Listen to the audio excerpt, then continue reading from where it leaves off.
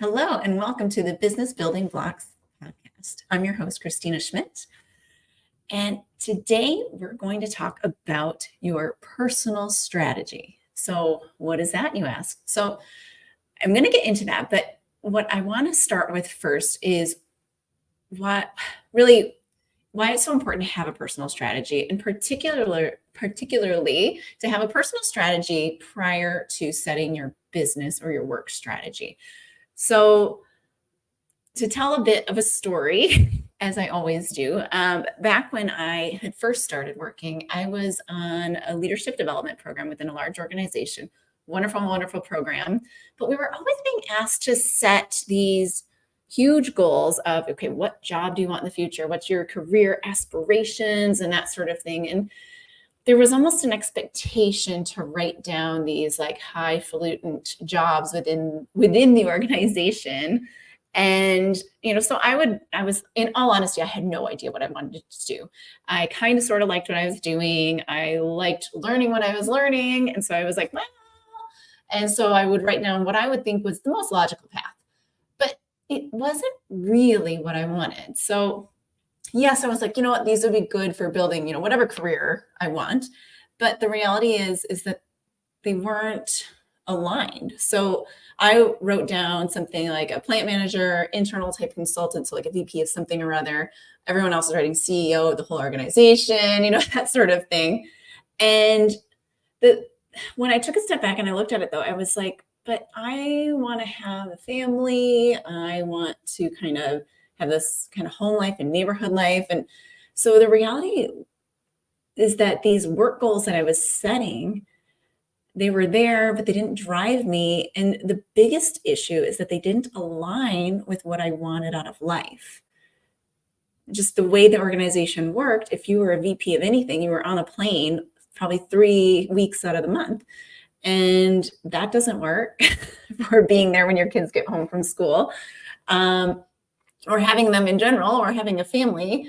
And so my life and my work were not aligned. And so this just drives, and it further aligns with why in the Cornerstone program, you need to understand yourself and what you need before you set your business strategy. And so this is another portion of that, of setting your personal strategy and understanding where you personally want to go so that your business supports you and your business supports the life that you want, not somebody else's dream, or your business is not running your life. So before we get into it, I want to talk to you about a mindset around this. So something that you need to understand, I guess, is that no one can set your personal strategy except you and God. So I'm going to say that again because it's important. No one is going to set your personal strategy except you and God. So yes, I look to God before setting mine. I say, what is your mission for me? And that aligns and informs my personal strategy and where I am going in this life. So I hear so many people, they're like, well, I need to see what this person is thinking so that I can figure out, how that fits in, and then I'll figure out my plans. But it's like, that's not going to happen, or that's not the best way, because now your strategy or your wants are dependent on that other person. And is that going to really get you what you want in your life or what you want out of your business? Okay, so couple of rules around strategy, okay? So the first rule is it doesn't have to be formal. So yes, a rule about it not really having a lot of rules. Okay, so very much like me. It doesn't have to be formal, but it does have to be memorable. So are you going to want to write it down?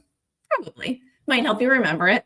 But the whole thing is like, if it's not simple and you can't remember it, then there's no way you're going to possibly live by it. So with whether it's talking about a personal strategy or a work business strategy, I can't stand the fluffy words that are in like vision and mission statements. Like, in all honesty, if we could just throw those words out of our vocabulary, that would make me happy. But it makes sense in terms of what they are. So as long as they mean something. So if you have a vision that you want to be the best leader in the world, that's a vision. Okay. It doesn't have to have fluffy words. You don't have to say, I'm going to be the most falutant, best, most inspiring and something leader in the world, like all those little fluff words. I don't even know them because I don't like them so much. But we don't want to have this super complicated mission because we're strategy for ourselves. Otherwise, we're not going to remember it and it's not going to mean as much to us. So that was rule number 1. Keep it simple. Rule number 2, it's a living document. Okay, so what does that mean? So when I'm going to say document, air quotes, because yeah, you're probably going to write it down, but it doesn't have to be a formal like affidavit or something like that you're writing someplace, but it's good to have it written somewhere. Maybe you got it on a whiteboard, or maybe you keep it in like a journal or your Bible, or just wherever you kind of keep goals or keep things. For me, I actually merge a lot of my business goals and my life goals. So like when I did my 2024 strategy, I actually put them together. I did like, it was kind of an overall thing. And so within it, it has my work and my personal things in there, but that's because of the business and how I run my business. So the second thing is of why it's got to be flexible and a living document is because as you grow, as you define and further define yourself, your overall strategy will change. Even business strategies, you update them at least annually. Some people wait until they run out and then they update it again, but you should be checking and balancing it at least annually, if not quarterly. But you're checking on it. You're making sure this is still the important stuff that I want to be talking about. All right, so let's get into the nitty gritty of what we're talking about with personal strategy. So there are 4 basic parts to it. So the first part is defining your core values. So I got this from The Advantage, which is a Patrick Lencioni book, and it talks a lot about strategy and setting your strategy. So there's 6 simple questions basically in it. But he talks in there about core values and then differentiates them from 3 other types of values. And so I want to go through that with you. I'll link the book in the show notes if you want to get a little more detail behind it. But first of all, your core values, these are like a couple of things, right? Like they're like 1 to maybe 3 things that are like, this is what you're known for. This is how you act. If somebody were to say, let me think about Kristina. Yes, that's how I would describe her. So these are these kind of values. Like no matter what, this is something that you're going to do. They will become clearer as I talk about the other 3 now. So these are the 3. The first one is aspirational values. These are ones that I think people most often, well, maybe second most often, but they most often kind of confuse with core values because they want to do these things. They want to operate this way, but they don't. So when we start putting our aspirational values into our core values, people will start to look at them or will start to look at them and be like, well, I'm not really operating that way, am I? And so if there's something you want to be doing, you can note that down and make that as like a goal to set that, hey, I want to start operating this way and I want to start being this way. So that's aspirational. But when you talk about, is it core? Probably not. Core is going to be something a little bit more natural to you, a little bit more like you always do it because it is just so natural that you do. And so this is just how you operate. The second type of value are the accidental values. So now accidental ones can be dangerous. So to give you an example, like a workplace example, an accidental value might be that every meeting starts 2 to 5 minutes late. So not a great value, certainly not a value you'd want to put on a poster and tell all of your clients about. But it's become a value because it's now accepted. And so it's something that people are just doing all the time. And so it's part of your culture. And so, perhaps there's a value, like when I was in university, every 1 o'clock class actually started at 1:10. That was to give you transition time. So maybe that's a value that we allow people transition time between meetings. So every meeting starts at 5 after. Okay, well, if that's a thing, then maybe it's kind of core. Maybe it's just an expectation or a rule or a cultural rule, but maybe it's not a value. So we want to watch out for the accidental ones because they're the ones that happen because we allow them to happen. And so kind of being aware of those is good, but they're definitely not core. And the third one or the fourth one is a pay to play value. And so pay to play are just almost the expected norms. So we can say we are honest in all of our operations. Okay. Well, if we're honest, that's wonderful. We should all be honest. That's just kind of the right thing to be doing. But is it really a core value? Is it, when people think of you or when you're operating, is honesty the thing that is above all other things? Like you will be honest before you will be kind to somebody. You will be honest before you will, I don't know, protect an employee. You'll be, like you're going to be so honest that it will trump everything else. And that would make it a core value versus just a pay to play value. And so look at how you really and truly behave. Like if honesty trumps everything, even like family relationships, all of that stuff, that you're just going to be, I've got to have that, like, I've got this boundary that I'm honest, it doesn't matter, that's fine. Then that could be a core value of yours. And so our value system works as a filter for us. If we can say this aligns with my values, yes, I can move forward here. And so it's great when you're kind of looking at workplaces and you're saying, okay, I've got this value system here, but the value system of this workplace doesn't seem to align with it. I like to have Sundays off so I can go to mass. I'm expected to work every single Sunday. Well, that's maybe not aligning with my value system. And so you've got to kind of look at those sorts of things. So it's great to understand your system first. The second part of it, so once you get your values down, you want to understand your priorities. And so understanding your priorities, I think I talked about this in another podcast with Eva, about understanding your priorities to help you schedule your day. But understanding your priorities will also help you understand your overall strategy. And so priorities can be things like family, kids, work, my home, volunteering, a certain hobby or an activity. So all of these things can kind of be priorities. But what I really want you to do is really get like your top 5. So understand what are those top ones that really drive me? Because when you start getting down into 10, probably like the 6 through 10 are going to get a little bit jumbled. For myself, I think my 3 and 4 even kind of get a little jumbled sometimes. So really understand your key priorities in life, because that will help you, again, filter through what needs to be happening with your work. Okay. If you understand your personal priorities, then your work will then align. And so with that, your work should probably never be number 1. I'm going to say probably, but not really mean probably. So your work should not be number 1. And so that's why you need to know your personal priorities, which work is not number 1 in order to then figure out your business strategy.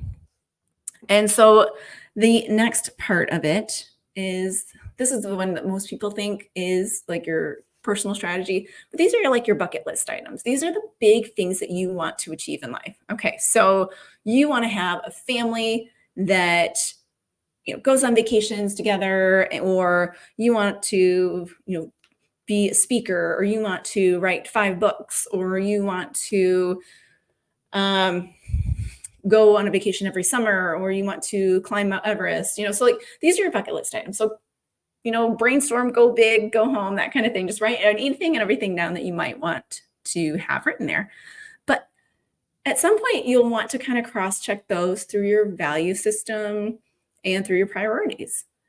Okay. And so when you start doing that, that's what brings us into the fourth item. What are the things I'm working on right now?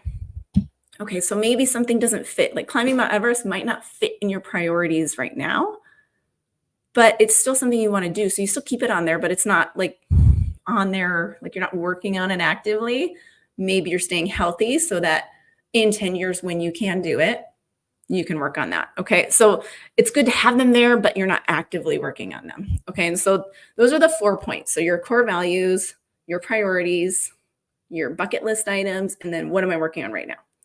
So once you have those 4, then you can kind of say, okay, now how does my work support these things? And so for me, when I look at my things, my work has to be flexible because I have to be supporting my kids. And my work has to give me that ability to be done when they're done and maybe not have tons of evening things or early morning things just because that's where I need to be right now. They're little guys, right? Um, so understanding how my life is and what things are important to me right now is helping me set my business goals. And so I took all of that into account when I set my 2024 goals this year. And I said, you know what? I've got some things happening this year that are going to take more of my work time away. And so I need to lessen my goals a little bit here and maybe soften this one because I've got to do a little balance in between. So some things that might help you to do this. And I am very fuzzy if you're watching the YouTube video, so I apologize. But some things that may help you do that. The first one is the more you know about yourself and understanding your motivations and what drives you, that will help you in developing these things. So both in developing your value or understanding what your values are, but also developing and making sure your priorities are lined up. And the second thing that will probably help you, I guess, further align these things as well is maybe it's an exercise more, but understanding or putting yourself into sitting in the seats of your own funeral. Okay, so you're sitting in your own funeral and somebody is giving your eulogy. What are the things that you want them to say? And so this will help you define your values, the things you want to accomplish, your priorities. And so it's a great exercise to do if you're trying to work on developing your personal strategy. And so, maybe update that and look at that every year or two as well, because again, things change. So I'm going to share with you my personal strategy just to give you an example as to what that might look like for somebody. So my core values, so I've got 2 of them defined.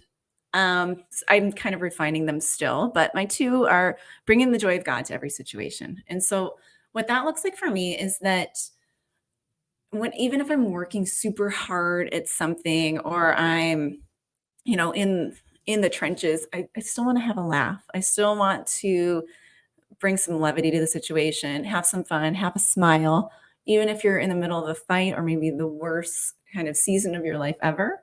You need to have some joy within there, and God can bring you joy. I like to bring joy to the situations when people are struggling. And so that for me is it's a value. It's something I just do naturally, but it is definitely, maybe I don't see that it's unique or different, but I think some people struggle with it. And so I want to be that light for them if I can be. And the second one kind of aligns with it a bit, but I'm going to help when I can.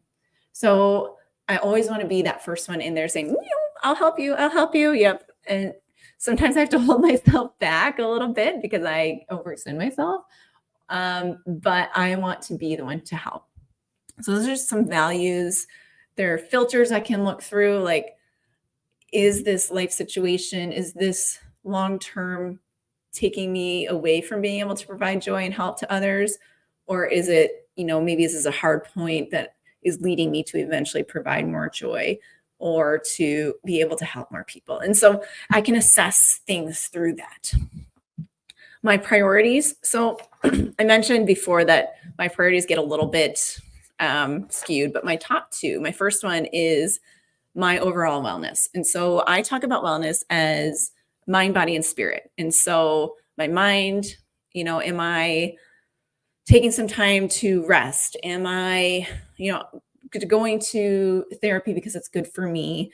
Am I just sorting out things in my head so that I can show up the best? Okay, that's my mind. My body, am I moving my body today? Am I staying fit? Am I feeding it healthy fuel? So those are some things. So I prioritize that sort of stuff to happen each week or each day. And then the third one is spirit. So am I taking that time to pray? Am I taking the time to renew myself? So I have to prioritize those things first, because if I don't show up well, then I can't lead well, whether it be leading my family or leading in a business sense or coaching a client. And so that has to be my top priority, because it's like the oxygen mask thing. If I don't put my oxygen mask on, I'm not going to be there for everyone else. So that's my top. My second one is my kids. They are my most important job in the world, and I have to be there for them. And so that's that's the way it is. And my third one then is my career. And so I've got to make money to support those kids. And so that, and plus I get joy from my career. So that helps a lot. My fourth one is my extended family. They're very important to me. And then my fifth one starts to kind of get a little mushy. Okay. So sometimes my extended family will trump my career, but that's just depends on the situation. And so 3 and 4 get muddled a little bit as well. But overall, I understand these are the priorities and how they have to go. It helps me sort out my day. It helps me sort out my year and my life priorities and that sort of thing. So some of the things I'm working on right now. So I'm working on decluttering of my home. So that's a home priority. I'm working on growing and developing my business, which is a work priority. And I'm working on some things with my kids. So some bedtime routines and some boundaries setting for them. So just working through some of those things and keeping those top priorities, they're easy to remember. I didn't have to write them down. I did write them down so I wouldn't forget, but I don't have to look back to know what they are. So these are the things that I know I'm working on, and I can kind of plan my day because I know those things in my head. And I can take work projects or not take work projects based on that. Or I can say, yep, I'm going to do this sort of thing to market my business because it makes sense for the rest of my life. Okay. So I hope this has been helpful to get your mindset right, to set your priorities. And yes, if you're listening to this kind of real time, it is the end of January. Yes. Many of us are still trying to hone in those goals and those strategy plans. I've been working on mine. Obviously I was able to kind of rattle them off for you. So I've been working on mine, but I'm still honing it in a bit more. But so if you're still working on yours and you're still looking at, okay, what makes sense, and you're kind of stuck, then take a step back, look at your personal strategy, make sure your work one is aligning, because nothing is worse than coming to the end of the year and saying, I did a lot of time at work and I spent a lot of time working on these goals, but they're not taking me to where I want to be. So really make sure you understand where you want to be in your life before you figure out where your business needs to be. So if you found this episode helpful, please share it with a friend. And don't forget to subscribe to it. It's on all your podcast places. I also have it posted up on YouTube if you want to subscribe to the YouTube channel and get some of the visuals. And if you want more information about how to work with me, or more information about personal strategy and the working genius, and how to kind of get a better understanding of yourself and how that will help you lead better, then go to my website at KristinaSchmidt.ca. And that's with the Kristina with a K and Schmidt with 2 T's, no D. So go check that out. I've got a course that's coming up where we'll talk a lot about your personal strategy and understand how you fit into your leadership. So go check that out. It starts in May. So keep watch. I'll give you more information as that goes. And I will see you next time. I hope you have a great day.